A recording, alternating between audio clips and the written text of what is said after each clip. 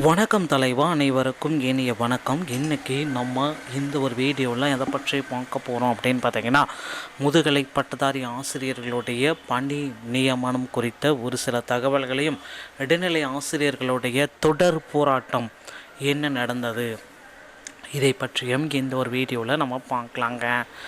இடைநிலை ஆசிரியர்கள் போராட்டம் தொடர் வீட்டுக்காவலில் சங்க பொறுப்பாளர்கள் சம வேலைக்கு சம ஊதியம் கேட்டு போராடும் இடைநிலை ஆசிரியர் சங்க பொறுப்பாளர்களை நேற்று முன்தினம் கைது செய்து இரவெல்லாம் போலீஸ் வாகனங்களில் அமர வைத்து அலக்கழித்து நேற்று மதியம் வெவ்வேறு போலீஸ் நிலையங்களில் ஒப்படைத்தனர்.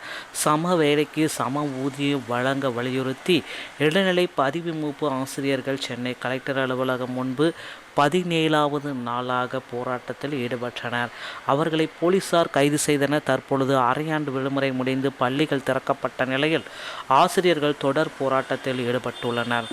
கடும் கோபம். அவர்களுக்கு சம ஊதியம் வழங்கப்படும் என்று தேர்தல் வாக்குறுதி அளித்த திமுக அரசு தற்பொழுது மௌனம் காப்பது ஆசிரியர்களிடம் கடும் கோபத்தை ஏற்படுத்தி உள்ளது.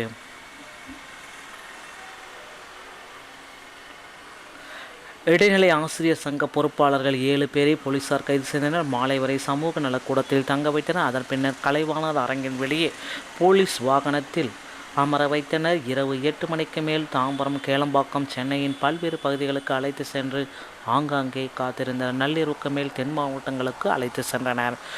நேற்று மதியம் சங்கத்தின் தலைவர் எக்ஸ் ஆனந்தை மதுரை, கூடல்புதூர், ராபர்ட் இந்த இடங்களில் பார்த்தீங்க அப்படின்னா துணைத் தலைவர் திருப்பத்தூர் மாவட்டம் வாணியம்பாடி அவர்களை அந்தந்த மாவட்ட போலீஸார் வீட்டிற்கு அழைத்து சென்று விட்டனர். மேலும் அவர்கள் வெளியில் வராமல் இருக்க ஒருவருக்கொருவர் வீட்டின் முன்னரும் 2 போலீஸ் காவல் நிறுத்தப்பட்டுள்ளனர். தற்பொழுது நிலவையில் அவர்கள் வீட்டு காவலில் வைக்கப்பட்டுள்ளனர். டிஜிபியிடம் பாஜக முகார். ஜனநாயக ரீதியாக போராடும் இடைநிலை ஆசிரியர்களை கைது செய்து அவர்களை அடைத்து வைத்திருக்கும் இடத்தை உறவினர்களுக்கு தெரிவிக்காத போலீசார் மீது நடவடிக்கை எடுக்க வேண்டும் என டிஜிபி அலுவலகத்தில் பாஜக சார்பில் புகார்கள் அளிக்கப்பட்டு உள்ளது.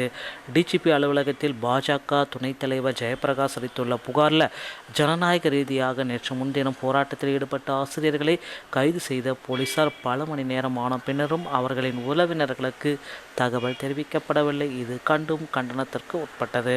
அவர்களின் மொபைல் போன்கள் அனைத்தும் அணைத்து வைக்கப்பட்டன. அவர்கள் என்னவானார்கள் என்பதை உறவினருக்கு தெரியவில்லை.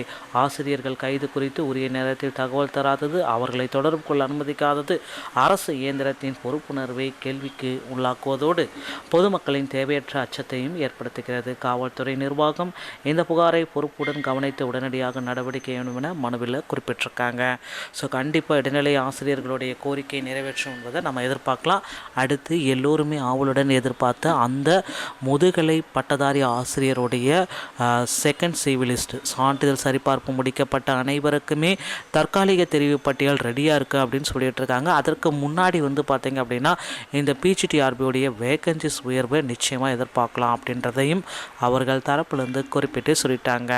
அதன் பிறகு செகண்ட் சிவிலிஸ்ட் முதுகலை பட்டதாரியில் இந்த பொங்கலுக்கு பிறகு வெளியாகும் என்ற எதிர்பார்ப்புகள் நாளுக்கு நாள் எதிர்த்த வண்ணம் இருக்கிறதுங்க. டிஆர்பியில் இந்த தகவல்கள் அனைத்தும் உங்களுக்கு ரொம்ப பயனுள்ளதாக இருக்கும் அப்படின்னு நினைக்கிறேன். இதை வீடியோ பிடிச்சிருந்தால் நீங்கள் நம்முடைய சேனலை சப்ஸ்கிரைப் அண்ட் பெல்லை கிளிக் பண்ணி வச்சுக்கோங்க.